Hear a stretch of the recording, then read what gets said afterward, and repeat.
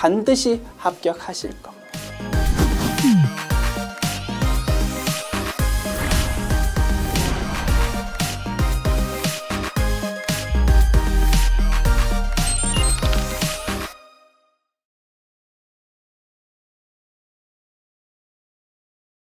안녕하세요. 전산 세무 1급 제104회 기출문제 이론편 보겠습니다. 문제 1번. 다음 중 일반 기업회계 기준상 재무제표에 대한 설명으로 잘못된 것은 1번. 유동자산은 당좌자산과 재고자산으로 구분하고 비유동자산은 투자자산, 유형자산, 무형자산, 기타 비유동자산으로 구분한다. 맞고요. 2번. 정상적인 영업주기 내에 판매되는 재고자산은 보고기간 종료일로부터 1년 이내에 실현되지 않더라도 유동자산으로 분류한다. 그지요? 1년 기준으로 따지는 게 원칙이지만 정상적인 영업주기라는 것도 적용 가능하더라 이겁니다.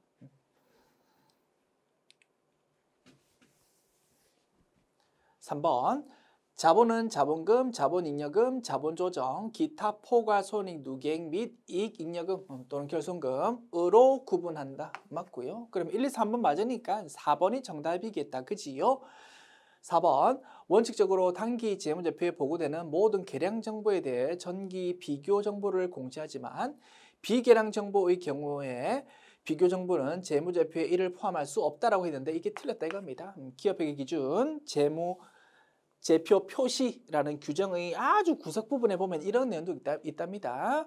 재무제표는 전부 수치화된 금액으로 표시되는 그 내용들이다. 그지? 그런데 금액으로 수치화할 수 없는 정보를 비계량 정보라고 부릅니다.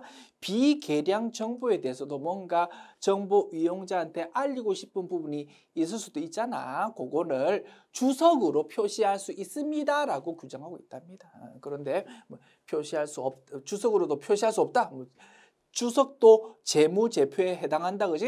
그래서 주석에 표시할 수 있는데 주석에도 표시할 수 없다라고 했으니까 이 지문이 틀렸다 이겁니다. 됐지요? 정답은 4번.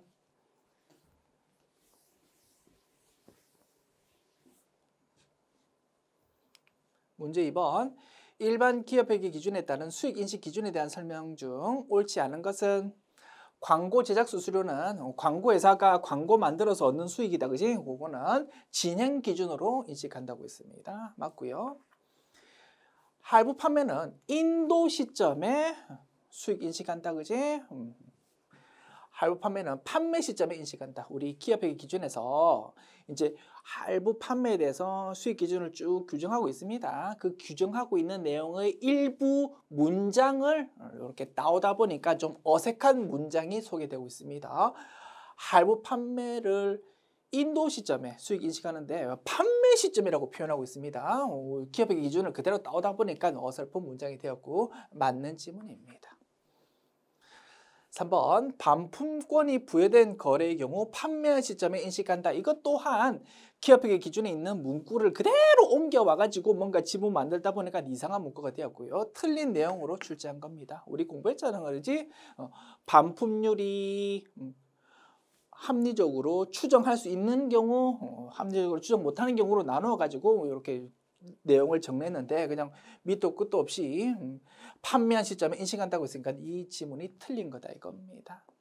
좋지 않은 문제입니다. 4번 지문이 더 문제입니다. 4번 지문 또한 기업회계 기준에 있는 수익인식 기준 문장을 그대로 따와가지고 뭔가 변형하다 보니까 이상한 내용이 된 겁니다. 읽어봅니다. 부동산 판매 수익은 법적 소유권이 구매자에게 이전되는 시점에 인식한다라고 되어 있고요. 요거를 맞습니다라고 출제했는데요. 사실은 엄밀히 따지면 틀린 문장일 수도 있습니다. 뒷부분에 부연 설명이 있거든요. 그거를 잘라버리고 앞에 있는 문장만 소개하고 있다 이겁니다. 그래서 이거를 맞는 문장으로 소개하고 있는데 사실은 어설픈 문장이야. 어설픈 문제야. 사실 복수 정답 논란이 있을 수 있는데 그냥 넘어간 모양입니다. 자, 우리 교재에는 이 상태로 도저히 수록할 수 없고요. 학습에 도움이 될 수 있는 내용으로 정확하게 좀 수정해서 수록하겠습니다. 특히나 3번, 4번이 지금 복수 정답 논란이 있을 수 있거든. 그래서 좀 정확한 문장으로 수정할게요. 이렇게. 자, 하나씩 천천히 뜯어봅니다. 1번 광고 제작 수수료는 광고 제작 진행률에 따라서 수익을 인식한다. 문장이 좀 어색해서 수익을이라는 단어 붙였습니다. 됐지요? 그리고 할부 판매는 원칙적으로 이자 부분을 제외한 판매 가격에 해당하는 수익을 인도 시점에 인식한다 이겁니다. 그지? 인도 시점에 수익을 인식하되 장기 할부의 경우 이자 부분을 차후에 인식할 수 있다고 했습니다. 그 내용입니다. 그리고 건설형 공사 계약의 경우, 그지? 예당 처음 원래 문제는 뭐 반품권이 부여된 거래, 이거는 뭐 말이 길어진다고 이게 틀린 문장으로 만들려면, 그지? 이렇게 수정했습니다. 건설형 공사 계약의 경우 원칙적으로 공사 완성 시점에 수익 인식한다. 이게 완벽하게 틀린 문장이다 이겁니다. 건설형 공사 계약의 경우 원칙적으로는 장기, 단기 불문하고 진행 기준으로 수익 인식한다고 했습니다. 아주 예외적으로 중소기업의 경우 단기 건설에 대해서는 완성 기준으로 인식한다라고 규정하고 있었다. 그지? 그런데 원칙적으로 완성 시점이다라고 했으니까 완벽하게 틀린 문장이 되는 거다.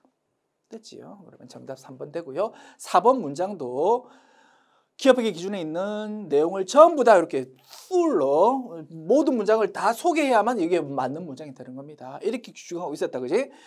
부동산 판매 수익은 법적 소유권이 구매자한테 인정되는 시점에 인식하는 게 원칙인데, 다만 그 전에 소유자한테 위험과 보상이 실질적으로 인정되는 경우라면 등기 이전하기 전에 미리 물건 구입하는 사람한테 넘겨주는 경우가 있다면 그 등기 전에 수익을 인식해야 된다 이겁니다. 이렇게 규정되어 있거든요. 그러면 이 규정을 법인세 규정하고 비교해보면 이제 결론값이 똑같아진다 이겁니다.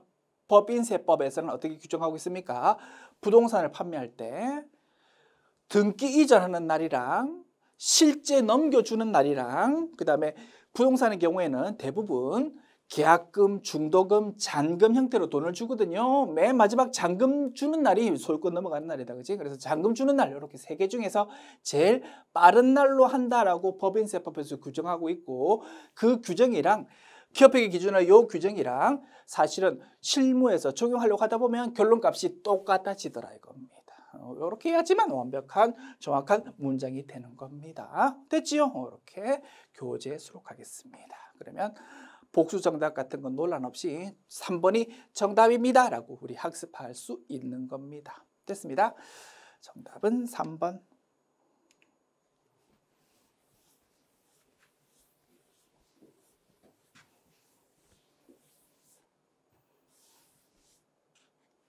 문제 3번 봅니다.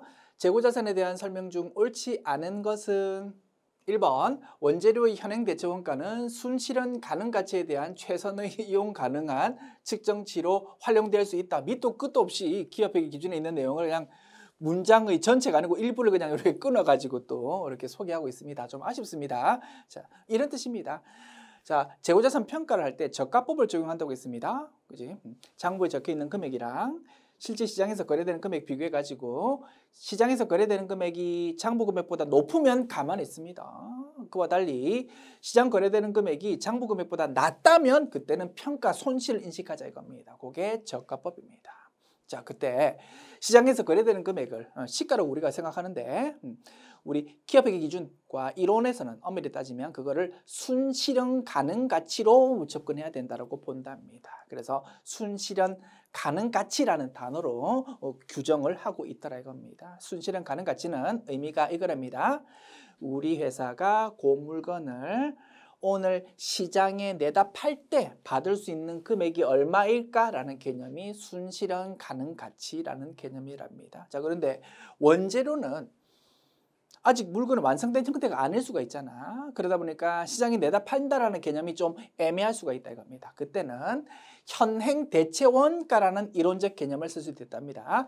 현행 대체 원가는 요 원재료를 오늘 시장에 가가지고 구입할 때 얼마 줘야 되는지 그 개념이 현행 대체 원가랍니다. 그거를 순실현 가능 가치라는 요 단어의 내용으로 이렇게 대체할 수 있다라는 규정이 되어 있더라 이겁니다. 별거 아니다, 그지? 뭐 그 내용을 그 문장을 이렇게 떼가지고 이렇게 지문으로 소개하고 있는 거고요. 뭐 마음에 들지 않지만 어쨌든 맞는 내용입니다. 말씀드렸습니다. 기업회계 기준이 워낙 방대하고 일반 기업회계 기준 규정 또한 워낙 방대하다 이겁니다. 내가 접하지 못했던 생소한 내용이 이렇게 암호처럼 이해할 수도 없는 문장으로 이렇게 제시될 수 있어. 괜찮아. 넘어가자고. 내가 알고 있는 내용만으로 자신감 있게 정답을 찾고 넘어가면 됩니다. 이렇게 어설픈 내용이 있더라도 우리는 자신감 있게 마음에 들지 않지만 내가 알고 있는 내용만으로 이렇게 정답 찾고 넘어갈 수밖에 없는 겁니다. 미안합니다. 자, 1번 맞는 내용이고 넘어간다. 2번 저가법 적용에 따라서 평가 손실을 초래한 상황이 해소되어서 시가가 최초의 장부 금액을 초과하는 경우가 있을 수 있다. 그지? 그때는 무엇을 한도로 최초의 장부 금액까지만 회복하는 것을 인식하자고 했습니다. 기억나십니까? 그거를 묻는 겁니다. 뭔가 평가 손실이 생겼다가 그 이후에 상황이 좀 좋아졌어. 그래서 시가가 회복이 되었는데 애당초의 장부 금액보다 초과해가지고 회복되었다 하더라도 어디까지만? 최초의 장부 금액을 한도까지만 평가 손실을 환입해야 되는데 초과하는 경우 시가 금액까지 전체를 다 평가 손실 환입한다라고 했으니까 2번 지문이 확실하게 틀렸다 이겁니다. 됐지요? 정답은 2번. 3, 4번 확인합니다. 3번 정상적으로 발생한 감모 손실은 매출 원가에 가산한다. 그지요? 맞는 말이고 4번 특정 프로젝트별로 생산되는 제품의 원가는 개별법을 사용해서 결정한다. 이런 내용도 기업회계 기준 아주 구석 부분에 있답니다. 그거를 이렇게 소개하고 있습니다. 맞는 내용입니다. 정답은 2번 되겠습니다. 됐지요? 자, 2번이 정답이고요. 마음에 들지 않는 문장이 있더라도 정답은 찾을 수 있겠다. 그지요? 안심하시고. 자, 다만 이 상태로는 도저히 우리 교재에 수록할 수 없고요. 학습에 도움이 되는 방향으로 어쨌든 수정해야 될 거다. 그지? 교재 수록할 때는 문장을 조금 수정하겠습니다. 1번과 4번 문장 조금 불완전한 상태인 것 같아. 기업회계 기준에 있는 내용으로 좀 정확하게 좀 옮겨서 지문 완성시킬게요. 이렇게. 1번 지문은 재고자산을 저가법으로 평가하는 경우라는 어떤 상황인지에 대한 설명이 있어야 될 겁니다. 그때 뭐 이런 규정이 있기는 있더라 이겁니다. 그 다음에 4번 지문도 앞부분을 떼가지고 뒷부분만 이렇게 소개하니까 이상한 문장인 것 같아. 그래서 이렇게 수록할게요.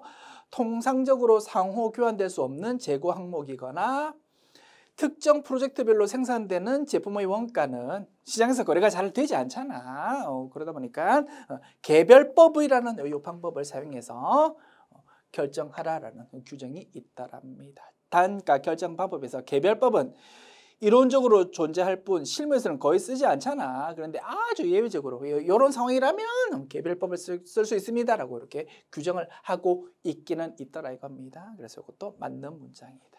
됐지요? 자, 그래서 정답은 2번 되겠습니다.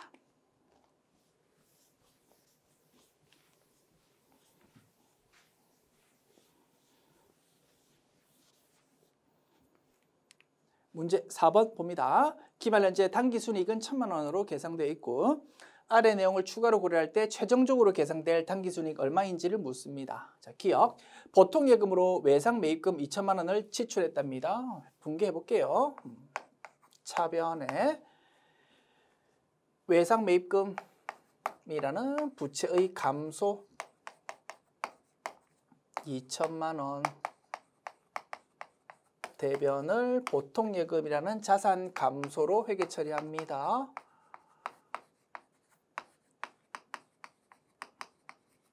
차변의 부채의 감소, 대변의 자산의 감소. 수익과 비용에 영향이 있다 없다? 없습니다. 그지? 수익, 비용 없어. 자, 두 번째. 외상 매출금 500만 원을 보통 예금으로 수령했다. 외상 매출금이 없어지면서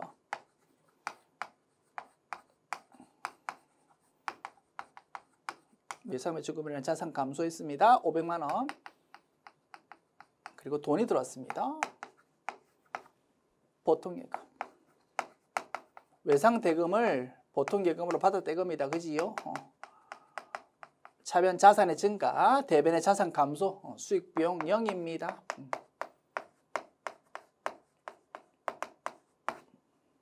됐지요? 세 번째, 사무실 화재보험료 120만 원을 12월 1일에 일시납입했고요. 이에 대한 선급비용을 110만 원으로 계상했답니다. 보험기간은 올해 12월 1일부터 내년 11월 말까지고 선급비용은 월할 계산한답니다. 자, 올해 12월 1일의 회계처리, 자, 차변, 대변, 보험료를 뭐 현금으로 냈다고 가정할까요? 현금으로 120만 원 냈습니다. 자, 올해 부분은 보험료라는 비용으로, 내년 부분은 선급 비용이라는 자산으로 회계 처리해야 되는데 선급 비용을 110만 원으로 기록했답니다. 그리고 나머지 10만 원은 올해 비용으로 기록했다 이거지. 맞게 했다? 아니다? 맞게 했다 이겁니다. 120만 원이 12달치 보험료인데 월할 계산한답니다. 한 달에 그러면 120만 원 나누기 12, 한 달에 10만 원입니다. 올해 해당하는 거는 몇 달요? 한 달. 10만 원. 나머지 11달치 110만 원은 내년 거다 그지? 선급 비용으로 인식해야 되는데 잘 회계 처리했다 이겁니다. 이미 이렇게 회계 처리되어 있어. 건드릴 거 있다 없다? 없다 이겁니다. 수익 비용 영향, 수익 비용 변동 없어. 수익 비용 고칠 거 없음. 잘 했으니까. 됐습니다. 싱겁다 그지? 그래서 세 가지 내용 나와 있지만 건드릴 거 하나도 없고 1,000만 원을 그대로 결론값으로 내면 된다가 정답입니다. 정답은 4번. 주입니다.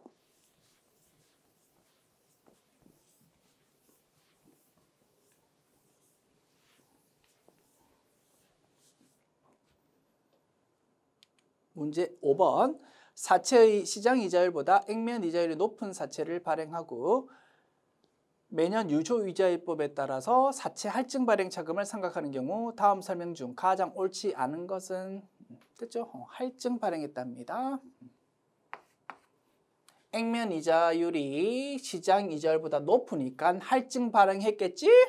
자, 사채는 할증 발행되고 사채의 장부가액은 액면가액보다 높겠지. 처음 발행했을 때. 2번 사채의 장부가액은 매년 감소하겠지. 자, 예를 들어서 액면금액이 1,000만 원이고요. 액면 이자율이 10%짜리고 만기가 3년짜리.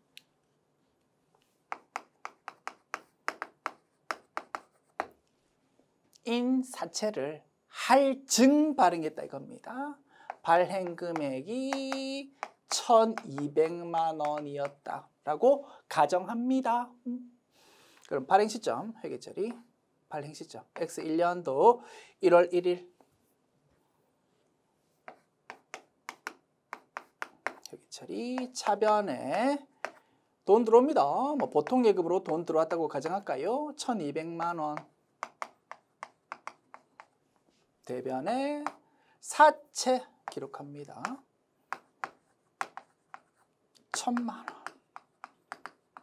그리고 200만 원을 어떻게? 사채 할증 발행 차금으로 기록합니다. 사채 할증 발행 차금. 발행 차금.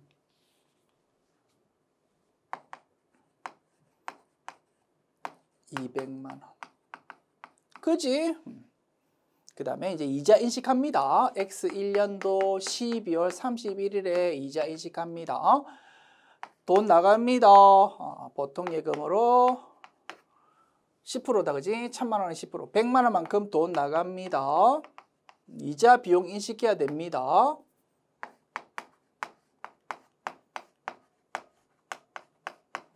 돈 100만 원 나가지만 이자 비용이라는 비용 인식하는 거는 100만 원보다 작게 인식한다 이겁니다. 왜? 사채 할증 발행 차금이 있으니까 요 대변에 기록돼 있던 거를 유효 이자율법에 따라서 금액 계산해서 그거를 차변에 적어서 없애는 겁니다. 사채 할증 차금이라고 쓸게요.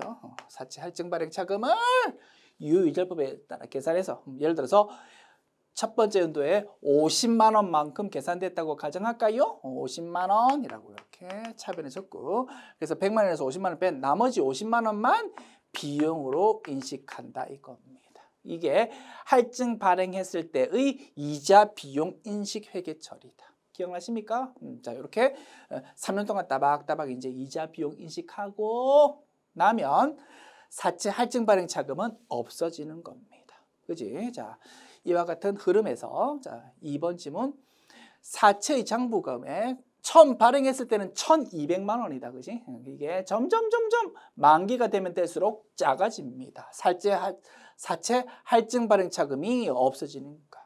그래서 만기가 되면 얼마만 남습니까? 액면 금액인 1,000만 원만 딱 남게 된다 이겁니다. 당연하다. 그지? 할증 발행했을 때는 장부 금액은 매년 감소할 수밖에 없다.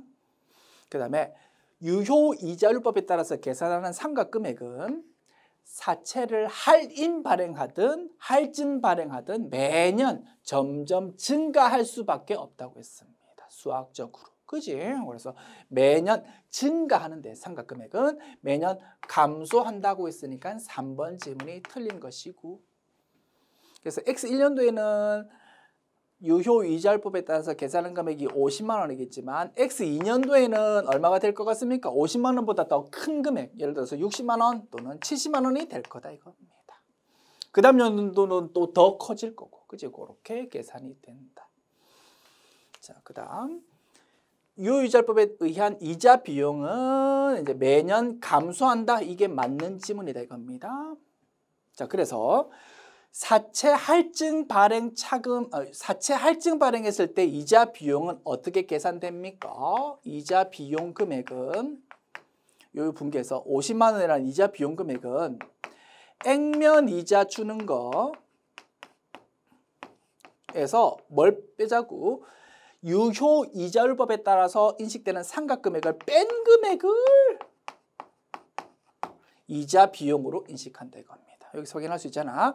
50만 원이라는 이자 비용은 100만 원이라는 이자 주는 거에서 상각금액, 올해의 상각금액 50만 원을 빼가지고 계산하게 됩니다. 이런 의미지요. 할증 발행은 애당초 사채 발행할 때는 1,000만 원이라고 적혀있는 사채를 발행했지만 돈 들어오는 거는 그거보다 더 큰 금액 1,200만 원이 돈 들어옵니다. 처음 발행했을 때는 엄청 많이 돈 들어와. 그런데 만기가 되고 나면 3년이 되고 나면 돈 갚아야 됩니다. 원금 얼마만 갚으면 됩니까? 1,200만 원 갚을 필요 없습니다. 1,000만 원만 갚으면 된다 이겁니다. 기분 좋다 그지? 그 기분 좋은 부분이 이자 비용을 인식하는 것을 좀 작게 만드는 효과로 나타난다 이겁니다.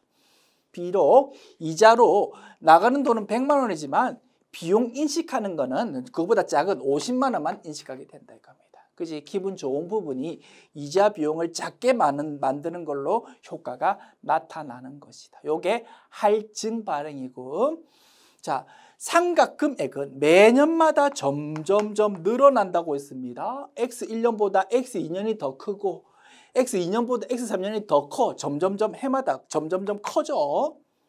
그거를 뺀답니다. 그럼 이자 비용은 점점점 해마다 작아질 수밖에 없는 거지. 그지? 해마다 나가는 액면 이자는 100만 원으로 딱 일정한데 거기서 빼야 되는 상각액이 점점 커지니까 이자 비용은 해마다 점점 작아지는 거야. X1년도에는 이자 비용으로 50만 원을 인식했는데 X2년도에는 아마 40만 원 정도만 인식할 것 같아. 그 다음 연도는 더 작게 30만 원 정도만 인식할 것 같아. 그게 유효 이자율법에 따른 사채 할증 발행 상각을 반영한 이자 비용 회계 처리다 이겁니다. 됐죠? 우리 본문에서 열심히 공부했던 내용을 다시 한번 개념 잡으면서 복습해 보았습니다. 이런 내용이 워낙 자주 출제되다 보니까. 됐지요? 그래서 틀린 지문은 3번이고요. 4번 지문 맞다라고 판단할 수 있는 것이다. 됐지요? 자, 정답은 3번. 지웁니다.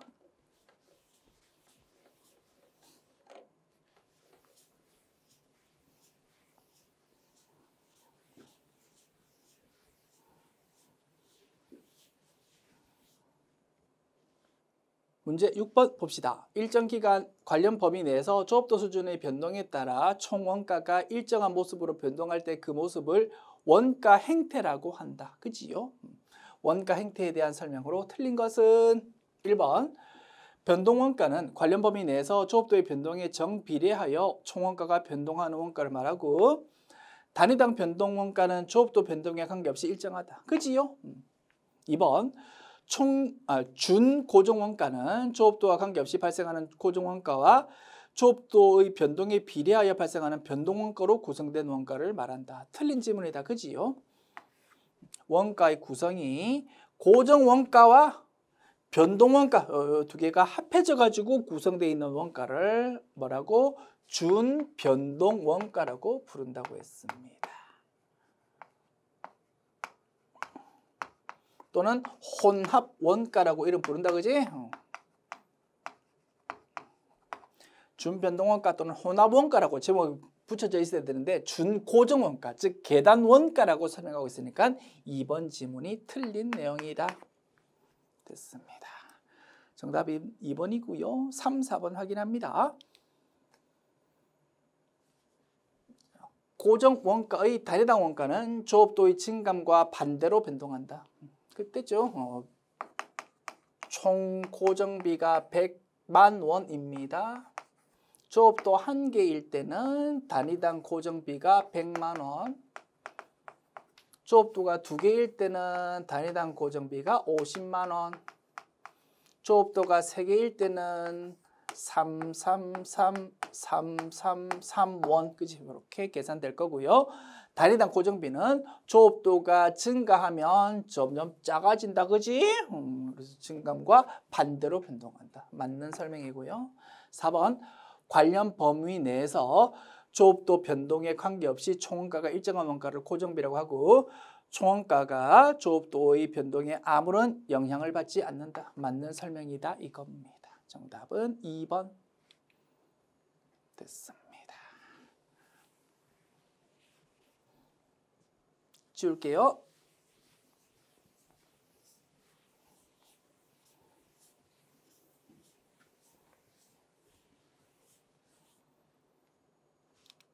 문제 7번. 다음 중 개별 원가 계산과 종합 원가 계산에 대한 설명으로 가장 틀린 것은 1번. 개별 원가 계산은 다품종 소량 생산, 종합 원가 계산은 소품종 대량 생산에 적합한 원가 계산 방식이다. 맞고요. 2번. 개별 원가 계산은 정확한 원가 계산이 가능하나 종합 원가 계산은 원가 계산의 정확도가 떨어진다. 상대적으로 두 방법을 비교하는 이런 지문이 가끔 등장한다. 그지? 종합 원가 계산은 완성품 환산량이라는 평균화 개념을 사용하다 보니까 계산이 편리하기는 하지만 정확도는 좀 떨어진다 이겁니다. 그지요? 종합원가 계산은 정확도는 좀 떨어지는데 편리하기는 편리하다. 개별원가 계산은 정반대지. 계산이 조금 번거롭고 복잡하지만 정확도는 높다 이겁니다. 맞는 설명. 3번. 개별원가 계산은 완성품 환산량을 산정해야 되고 종합원가 계산은 제조간접비를 배분해야 된다. 틀린 설명이다. 그지? 정반대로 설명하고 있습니다. 완성품 환산량 계산해야 되는 거는 종합원가 계산이고 제조간접비 배분하는 거는 개별원가 계산이 될 것이다. 그래서 틀린 설명은 3번.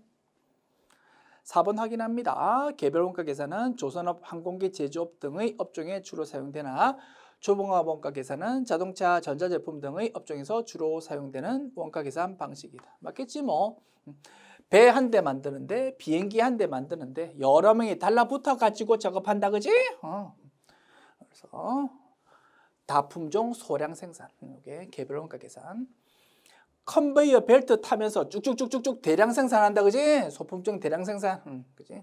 이런 거는 종합원가 계산. 이렇게 연결시킬 수 있겠네요. 됐습니다.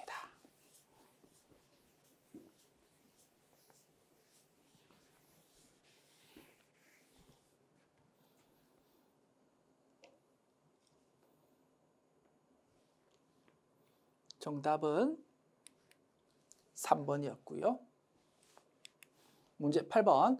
다음의 자료에 의하여 종합원가 계산에 의한 가공비의 완성품 환산량을 계산하십시오. 단 가공비는 가공 과정 동안 균등하게 발생한다고 가정한다. 됐지요? 기초정품, 기말정품, 단기 착수량, 완성량 자료 나와 있고 지분 내용으로 평균법일 때와 선임서술법일 때 이렇게 나와 있습니다.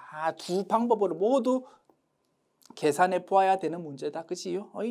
자, 완성품 환산량 자료 보면서 계산합니다. 자, 먼저 제공품 물량부터 파악합시다. 제공품의 물량.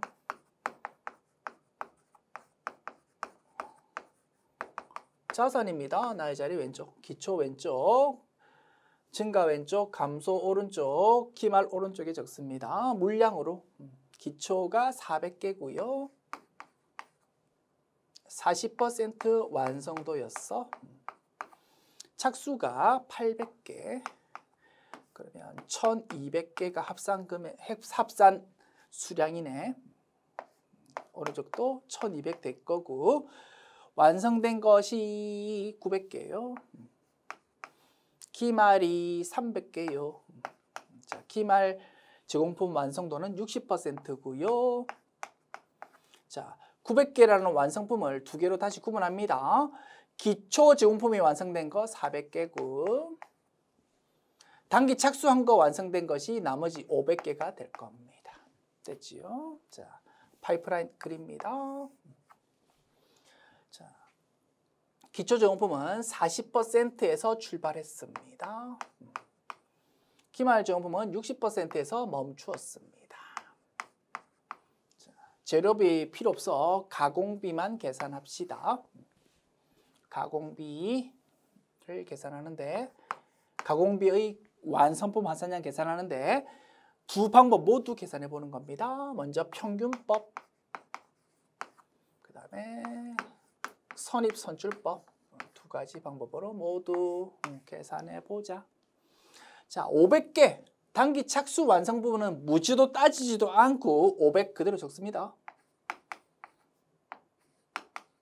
처음부터 출발해서 완성됐으니까. 자, 기말제공품 먼저 파악합시다. 처음부터 출발해서 60%에서 멈추었습니다. 균등하게 야금야금 발생된답니다. 그러면 완성 환산량 300개 곱하기 60%, 3, 6, 18, 180개라고 적을 수 있습니다. 양자 모두. 전혀 문제 없어. 기말제공품. 문제는 기초제공품이야. 기초제공품의 기완성도 40% 이거를 어떻게 처리할지가 두 방법에서 처리가 서로 다르더라 이겁니다. 평균법은 40%만큼은 작년도에 작업했고 올해는 40%부터 사실은 출발했어. 그럼에도 불구하고 마치 올해에 처음 출발한 것처럼 가정한다는 것이 평균법이었습니다. 즉 기초제공품의 기완성도 40%를 무시하는 방법이다 이거지. 그지? 그러다 보니까 실제 파이프라인은 40%에서 출발해서 이렇게 완성된 거지만 그냥 처음부터 출발한 걸로 보아서 계산하는 게 평균법. 그래서 400개 곱하기 100% 해서 400이라고 적는 겁니다.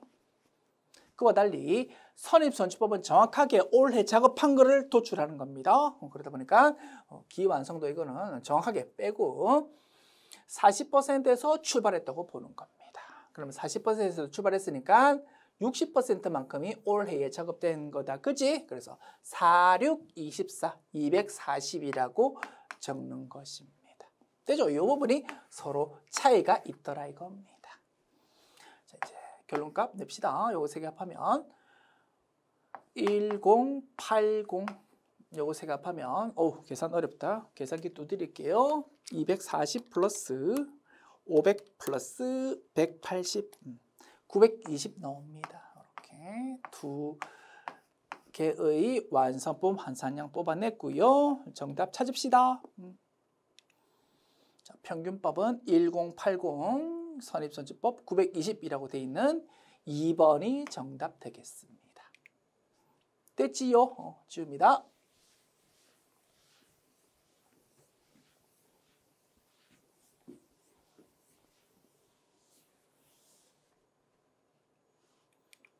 문제 9번.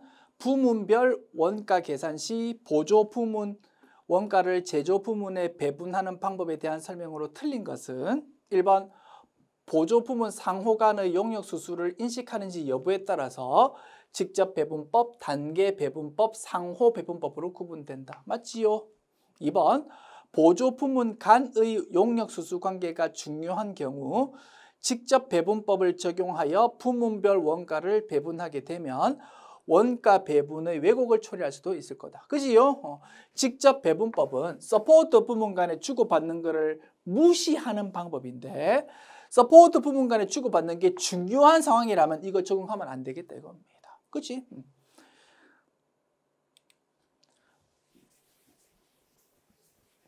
3번 지문 봅니다. 제조간접비를 부문별 제조간접비 배부율에 따라서 배부하는 경우 각 제조 부문의 특성에 따라 제조간접비를 배부하기 때문에 공장 전체 제조간접비 배부율에 따라서 배부하는 것보다 정확할 수가 있다. 맞는 설명이다. 그지? 부문별로 다시 디테일하게 배분을 하다 보니까 정확할 수 있다 이겁니다. 그냥 하나의 배부율로 그냥 한번 퉁쳐가지고 공장 전체로 배부율 적용하는 것보다 부문으로 나누는 게 훨씬 정확할 수 있다라는 설명을 길게 문장으로 표현한 것이다. 그지요? 맞는 설명이고요.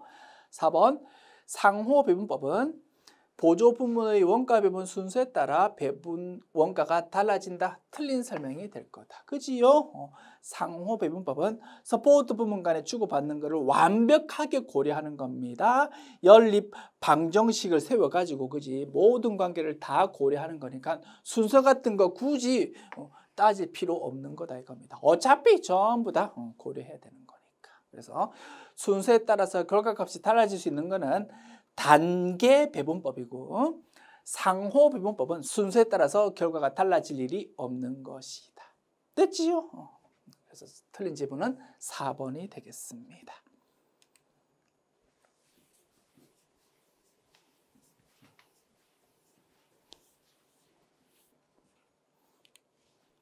문제 10번 봅시다. 주식회사 시후의 11월 직접 노무비에 관한 내용이 다음과 같을 때 직접 노무비 임률 차이는 얼마입니까? 표준 원가 계산입니다. 자, 분석합니다. AP, AQ, SP, AQ, SP, SQ. 자, 실제 직접 노무비 발생액, 실제 발생한 금액은 18만 원요. 실제 직접 노동시간은 33,000시간요. 표준 직접 노동시간은 34,000시간요. 직접 노무비 능률 차이는 그지? 이렇게 계산한 금액의 차이는 5,000원 유리요. 이렇게 자료 제시되어 있습니다. 자, 이제 SP라는 거를 네모로 표시합니다. 네모 곱하기 33,000 한 거랑 네모 곱하기 34,000 한 거 결과값 비교해 보니까 5,000원 유리랍니다. 자, 네모라는 거 SP 곱하기 둘의 차이 1,000시간이다. 그지? 1,000시간 계산하면 5,000원이라는 결과값이 나온답니다. 네모로 표시한 SP가 얼마라고요? 5라고요. 5. 됐습니까? 자, 5 곱하기 33,000 하면 16만 5천원. 5 곱하기 34,000원 하면 17만 원 이렇게 계산됩니다. 그래서 이 두 개의 차이가 5,000원 유리였다 이겁니다. 자, 우리가 구해야 되는 거는 임률 차이랍니다. 요 둘의 차이이지, 그지?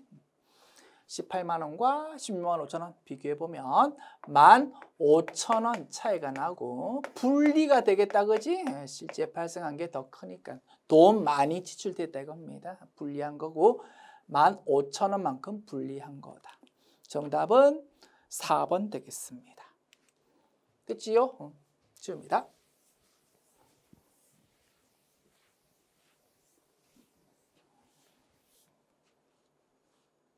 문제 11번. 다음 중 부가가치세법상 수정전자세금 계산서 발급 사유와 발급 절차에 관한 설명으로 잘못된 것은 1번. 상대방에게 공급한 재화가 환입된 경우 수정전자세금 계산서 작성일은 재화가 환입된 날로 한다. 그지? 오늘 날짜로 마이너스 세금계산서 끊는다.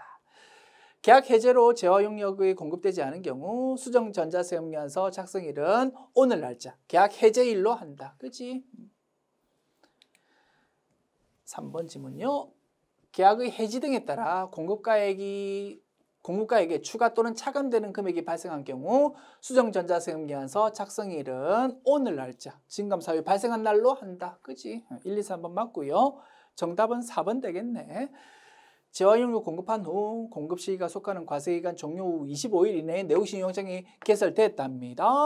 그러면 원래 공급할 때는 일단 10%로 세금계산서 끊었다가 그지? 과세기간 종료 후 25일 이내에 이렇게 개설되면 이제 영세율 적용할 수 있으니까 애당초 날짜로 돌아가가지고 애당초 날짜에 끊었던 거를 10%짜리를 마이너스 세금계산서 끊어서 없애버리고 영세율 세금계산서를 그 날짜로 다시 끊어야 된다 이겁니다. 기억나시지요? 그 내용입니다. 자, 이렇게 과세기간 종료 후 25일 이내에 내역신용장 개설됐다면 수정전자세금계산서 끊어야 되는데 언제 날짜로? 애당초 날짜로 끊는다 이겁니다. 그런데 내역신용장 개설된 날로 끊는다라고 했으니까 4번 지문이 틀린 지문 되겠다. 됐지요? 정답은 4번.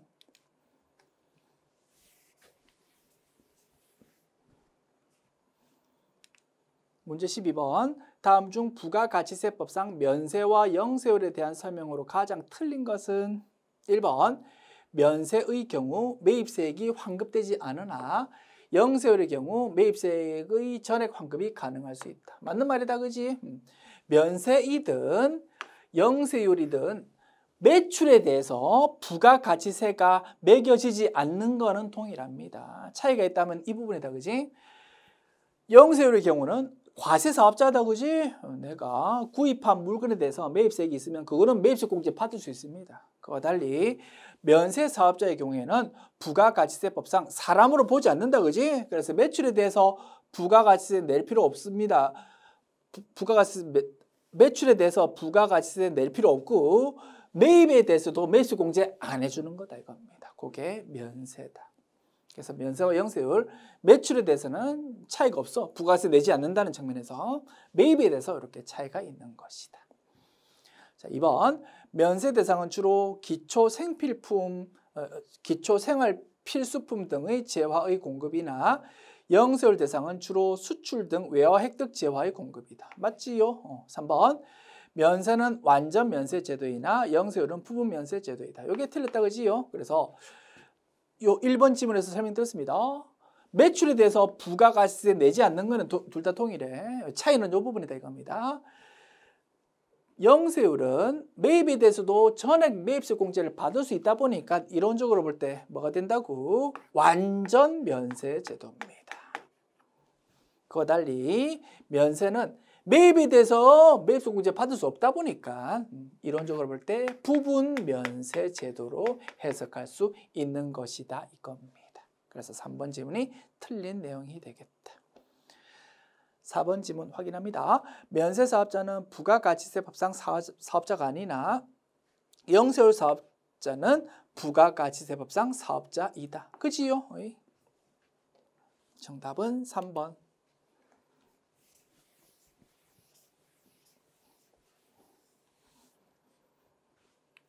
문제 13번 봅시다. 다음 중 소득세법상 종합소득과세표준 확정신고 대상자는 판단합니다. 자, 이러한 문제 풀 때 접근 방법은 어땠습니까? 원천징수와 연말정산 등을 통해서 이미 세금 냈다, 그지? 이미 세금 낸 거랑 만약에 그 사람이 확정신고, 종합소득세 확정신고 했을 때 세금 내야 되는 거랑 만약에 금액이 달라진다면 반드시 확정신고 해야 된다. 그와 달리 금액이 세금 내야 되는 금액이 달라지지 않는다면 굳이 확정신고 할 필요 없다. 이렇게 접근해서 판단한다고 했습니다. 자, 봅시다. 공적연금소득은 연말정산됩니다.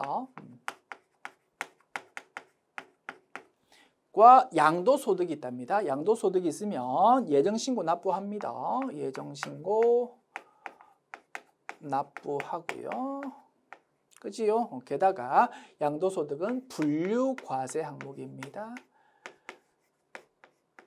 설사 종합소득세 신고한다 하더라도 여타의 종합소득하고 합산할 필요 없이 따로 세율 적용한다 이겁니다. 됐죠? 자, 이러한 상황에서 종수세 신고한다고요? 확정신고. 세금 달라질 거 있다 없다? 없다 이겁니다.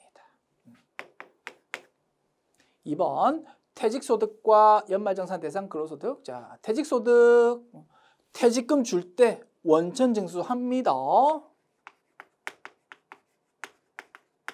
세금 냈다 이겁니다. 그리고 게다가 요 퇴직소득 분류과세 항목입니다. 설사 종수세 신고한다 하더라도 다른 종합소득하고 별도로 세율 적용하는 겁니다. 연말정산 대상 근로소득 연말정산 했겠지, 그지? 1번 지문과 2번 지문 그 구성을 살펴보면 동일한 겁니다. 한 개는 연말정산 이미 한 거고 연말정산 통해서 세금 낸 거고 또 한 개는 분류과세 항목으로서 이미 세금 낸 거랍니다. 됐죠? 그러면 종소세 신고 굳이 할 필요 없다 이겁니다. 그 다음 이런 근로소득은 분리과세다 그지? 이미 원천징수 통해서 세금 낼 거 끝났습니다. 세금 내고 납부 절차 끝났어. 더 이상 신경 쓸 필요 없는 애야. 연말정산 대상 사업소득. 사업소득에 해당하지만 그 실질 성격 따져보니까 월급쟁이하고 똑같다 이겁니다. 보험 모집인 이런 사람들, 그지? 회사에서 연말정산 해줍니다. 연말정산 통해서 이미 세금 냈습니다. 종소세 신고 굳이 이제 할 필요 없다, 그지? 세금 달라질 거 없다 이겁니다. 세금 낼 거 다 냈어. 그러면 1, 2, 3번 종소세 신고할 필요 없으니까 정답은 4번이겠네. 따져봅니다. 분리과세 이자소득, 분리과세다 그지? 분리과세. 이미 원천징수 통해서 세금 낼 거 다 끝났어. 뒷부분이 문제다 그지? 사업소득이랍니다. 사업소득은 원천징수 한다 안 한다? 안 합니다. 원천징수 안 하다 보니까 반드시 종합과세 할 수밖에 없습니다. 세금 낸 적이 없으니까 결손이 나왔다 하더라도 반드시 종소세 신고는 해야 돼. 우리 적자 봐왔습니다라고. 그지? 그래서 사업소득이 있다 보니까 반드시 확정신고를 할 수밖에 없는 것이다. 됐습니다. 다르게 해석하면 원천징수 한 적이 없다. 그리고 보험 모집이 되는 거 아니잖아. 그러면 연말정산도 한 적 없어?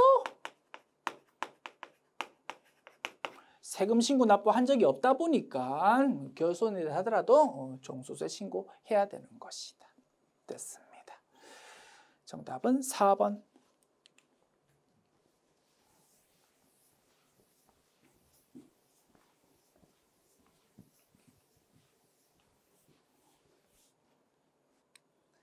문제 14번 봅니다. 다음 중 소득세법상 결손금과 2월 결손금에 관한 내용으로 틀린 것은? 사업소득의 2월 결손금은 사업소득, 근로소득, 연금소득, 기타소득, 이자소득, 배당소득의 순서로 공제한다. 맞다 그지요? 사업소득에 대해서 과거에 적자가 발생해서 올해로 넘어왔습니다. 올해의 사업소득에서 먼저 써먹어야 되겠지. 그 다음 순서는 근, 연, 기가 될 거고 이자와 배당에 대해서는 맨 마지막에 써먹자 이겁니다. 왜?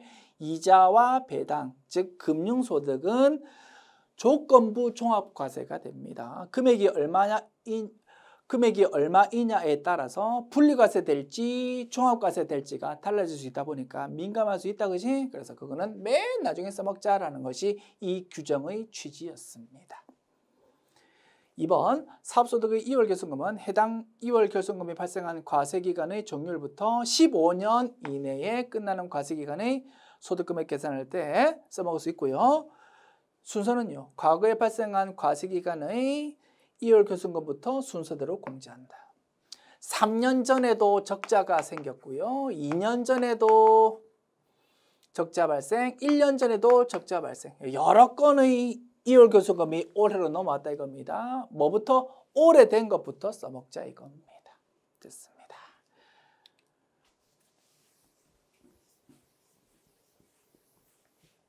(3번) 결손금 및 2월 결손금을 공제할 때 해당 과세기간에 결손금이 발생하고 2월 결손금도 있다. 그때는 됐죠?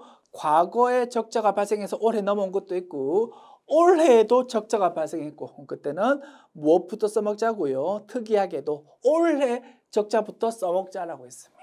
그치? 그 내용입니다. 1, 2, 3번 맞으니까 4번이 정답이겠습니다. 주거용 건물 임대 외의 부동산 임대업, 그러니까 주택 말고 상가 임대업에서 발생한 2월 결손금은 다른 소득에서 써먹을 수 없다 이겁니다. 다른 소득에서 써먹을 수는 없고 그 상가 임대업에서만 써먹을 수 있다라고 했습니다. 됐죠? 그래서 4번 지문이 타 소득에서 공제할 수 없는데 있다라고 했으니까 4번 지문이 틀렸고 정답 4번 되겠습니다.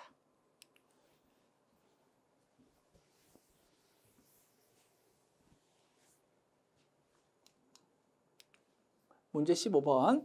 법인세법상 손익귀속 시기에 관한 다음의 설명 중 가장 옳지 않은 것은 1번 지급기간이 1년 이하인 단기 임대료는 원칙적으로 계약상 지급일을 귀속 사업연도로 하나 기간 경과분에 대해서 임대료를 수익으로 계상한 경우에는 이를 입금으로 인정한다. 그지? 발생 주의에 따라서 회계 처리한 부분을 인정한다라고 했습니다. 2번 용역 제공에 의한 손익귀속 사업연도에서 기업회계 기준에 근거하여 인도 기준으로 회계 처리했다면 이거를 인정한다고 했습니다. 대표적인 예가 중소기업의 단기 건설. 자, 건설 공사의 경우에는 장기, 단기 불문하고 진행 기준이 원칙이야. 그런데 예외적으로 기업의 기준에서 중소기업이라면 단기 건설에 대해서 완성 기준들 인정한다라고 했습니다. 기업의 기준에서. 그 기업회계 기준에 따라서 회계 처리했다면 법인세법에서도 그걸 인정해 준다고 했습니다. 그 말이다, 그지? 됐습니다. 그 다음 3번 지문. 중소기업의 계약기간 1년 미만인 건설의 경우라 하더라도 이 말이네. 중소기업의 단기 건설. 수익과 비용을 각각 그 목적물의 인도일이 속하는 사업연도의 입금과 송금에 산입할 수 없다라고 했는데 틀렸다 이겁니다. 그지? 중소기업의 경우 단기 건설에 대해서 완성 기준, 완성하고 나서 넘겨줄 거 아닙니까? 그지? 완성 기준으로 인식하더라도 그거 인정한다고 했습니다. 법인세법에서도 인정한다라고 다시 명시를 하고 있더라, 그지? 그 내용입니다. 인정하는데 인정할 수 없다라고 했으니까 3번 지문이 틀린 지문. 4번 자산을 타인에게 위탁하여 판매하는 경우에는 수탁자가 그 자산을 판매한 날에 속하는 사업연도를 귀속 사업연도로 한다. 회계하고 똑같다, 그지? 홈쇼핑에 물건 맡겨가지고 팔아주십시오라고 했다고요? 그러면 홈쇼핑이 고객한테 물건 팔 때 우리가 위탁자가 수익 인식한다고 했고 법인세법도 똑같게 규정하고 있다 이겁니다. 됐습니다. 정답은 3번. 지금까지 제104회 기출문제 풀어보았습니다. 수고하셨습니다.